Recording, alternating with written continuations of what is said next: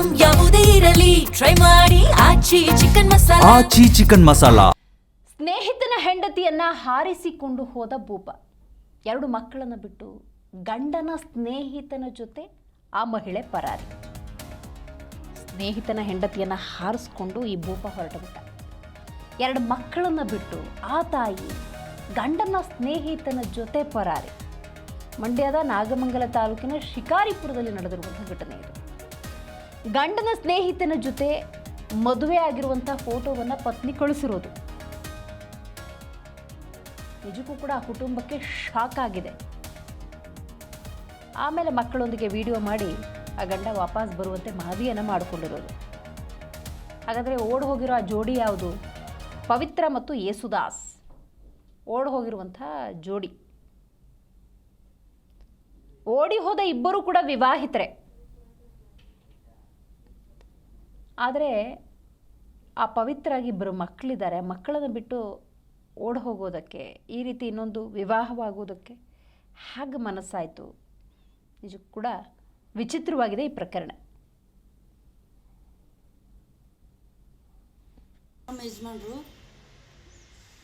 ನಾವೆಲ್ಲ 10 ವರ್ಷದಿಂದ ತುಂಬ ಚೆನ್ನಾಗಿದ್ದು ಇದ್ದಕ್ಕಿದ್ದ ಇವಳು ನಮ್ಮ ಲೈಫಲ್ಲಿ ಬಂದು ತುಂಬ ಇದು ಮಾಡಿ ಇವರಿಬ್ಬರು ಇಟ್ಕೊಂಡು ಹೋಗೋರೆ. ನಾವು ಅವ್ರಿಗೋಸ್ಕರನೇ ಕಾಯ್ಕೊಂಡಿದ್ದೀವಿ.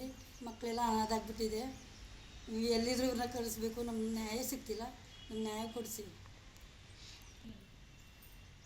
ಸರ್. ಇದು ಈಗ 3-4 ತಿಂಗಳಿಂದ ಈ ಥರ ಆಗ್ತಿದೆ. ನಾವು ಹೇಳೋಕ್ಕೋದ್ರೆ ಮನೇಲಿ ಸಿಕ್ಕಾಪಟ್ಟೆ ಜಗಳ ಆಗ್ತಿದೆ. ಇದಕ್ಕೆ ನಮಗೆಲ್ಲ ಹೊಡೆದ್ಬಿಟ್ಟು ಊರಿಂದ ನಮ್ಮ ಮನೆಯಿಂದ ನಮ್ಮ ಅಣ್ಣನ ಮನೇಲಿ ಕಳಿಸ್ಬಿಟ್ಟು ತಲೆಯೆಲ್ಲ ಏಳು ಬಂದುಬಿಟ್ಟಿತ್ತು. ಆಸ್ಪತ್ರೆ ತೋರಿಸಿ ಬರೋಷ್ಟರಲ್ಲಿ ಇವರಿಬ್ಬರು ಓಡೋಗ್ಬಿಟ್ಟವ್ರೆ. ಎಲ್ಲಿ ಏನಂತ ನೋಡಿಬಿಟ್ಟು ಕಂಪ್ಲೇಂಟ್ ಹಾಕೋಕೆ ಹೋದರೆ ಯಾರು ನಮಗೆ ನ್ಯಾಯ ಕೊಡಿಸ್ತಿಲ್ಲ, ಕಂಪ್ಲೇಂಟ್ ತಗೋತಿಲ್ಲ ಅವರು. ಈ ಥರ ಎಲ್ಲ ಬಿಟ್ಟು ಹೋಗಿದ್ರಲ್ಲ, ಮನೇಲಿ ಯಾರೂ ಸೇರಿಸ್ತಿಲ್ಲ. ಇದೆಲ್ಲ ಯಾಕೆ? ನಮ್ಮ ಮಕ್ಕಳೆಲ್ಲ ಅನಾಥಾಗಬಾರ್ದು.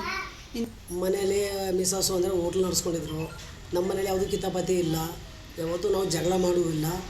ಈ ಒಂದು 3 ತಿಂಗಳಿಂದ ಏನೋ ಈ ವಿಚಾರ ಕೇಳಿಬತ್ತು. ನಮಗೂ ಅನುಮಾನ ಇಲ್ಲ. ಏನೋ ಫ್ರೆಂಡು ನನ್ನ ಜೊತೆಲೇ ಇರ್ತಾನೆ, 24 ಗಂಟೆ ಜೊತೆಲೇ ಇರ್ತೀವಿ, ಒಟ್ಟಿನಲ್ಲೇ ಇರ್ತೀವಿ. ಈ ಥರ ಮಾಡೋಕ್ಕೆ ಚಾನ್ಸಸ್ ಇಲ್ಲ ಅಂತ ನಾವು ಹಂಗೆ ಅಂದ್ಕೊಂಡಿದ್ದು.